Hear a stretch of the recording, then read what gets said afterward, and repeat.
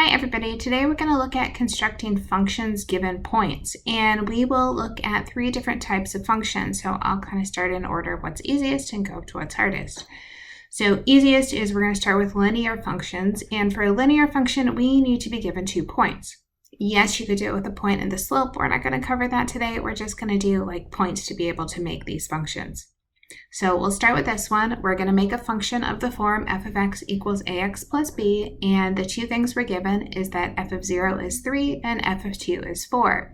What I want you to think is f of 0 is 3 means I have a 0.03. When I think f of 2 is 4, that means I have a 0.24. I'm going to start with the f of 0 equals 3 because that's the easiest.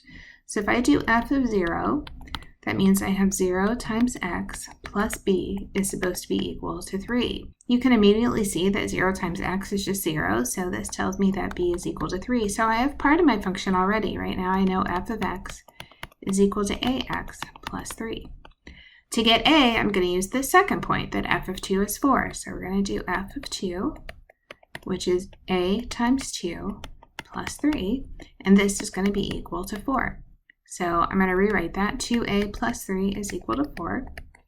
That says 2a, 4 minus 3 is 1, so a is 1/2. So I found a and I found b. Now remember, you're looking for a function, so your answer is f of x equals 1/2 of x plus 3. You want to make sure you answer with the function. So we're going to do that again. We're going to find another linear function. F of x is ax plus b. This time I have f of 1 is 9 and f of negative 1 is 5.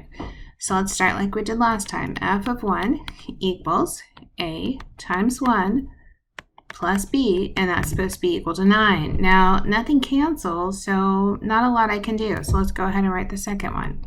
F of negative 1 is a times negative 1 plus b, and that's going to be 5. So what I want you to do is kind of get rid of the f part and think this as I have a plus b is 9, and then I have negative a plus b is 5. Well, think back to solving systems of equations. A plus negative a, that cancels. B plus b is 2b. 9 plus 5 is 14. Divide by 2. Now I have b is 7. Let's go back and grab this a plus b is 9. A plus 7 is 9, says that a is equal to 2. Just like the last one, I want to finish by writing a function. So my function is 2x plus 7. So let's make that a little bit bigger. Let's look at quadratic functions. And again, I'm going to give you 2 points, but I'm going to give you 2 points in different ways. So let's look at the first way where I'm looking for a function ax squared plus bx plus c, but I'm telling you we have a vertex at 4, negative 2, and we know that we have the point 0, 10. So given the vertex, that kind of tells me f of x is a times x minus h squared plus k, and I know that this is a times x minus 4 squared minus 2. So I can put in that vertex of 4, negative 2, and that kind of helps me out. Now the next part I need to do is figure out what a is, so that's where the 0, 10 is going to be helpful. I'm going to do f of 0, which is a times 0 minus 4 squared minus 2, and that's supposed to be 10. So keep the a. Negative 4 squared is 16, minus 2, that's 10. Well, let's move the 2 over, so I have 16a is 12. Divide by 16. A, I can divide 12 and 16 both by 4, so that gives me 3 over 4. So that's the first part. I figured out that A is 3 over 4. I want to put that back into the original, so I have 3/4 of x minus 4 squared minus 2. Now the problem doesn't want it in that form, so we're going to have to expand this. I'm going to have f of x is equal to, let's keep the 3/4. And if you need to, you can multiply x minus 4 times x minus 4 to square it. And then you're going to subtract 2. So I have 3/4. This is x squared. And make sure you put this in parentheses because I have to multiply that 3/4 later. So there's x squared. Here's minus 4x. Here's minus 4x again.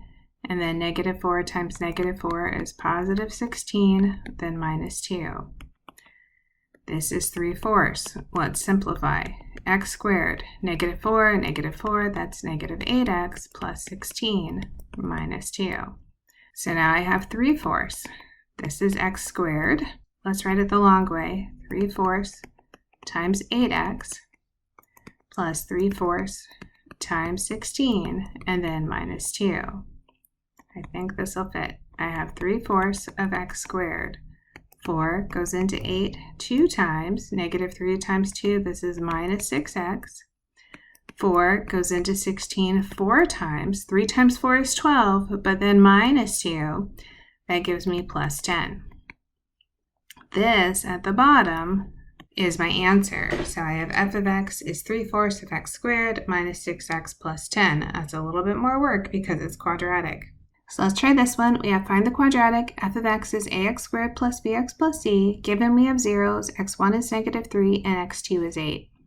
So let's just write x is -3. Let's write x equals 8. I want you to see that if I add 3 over, I have x plus 3 equals 0.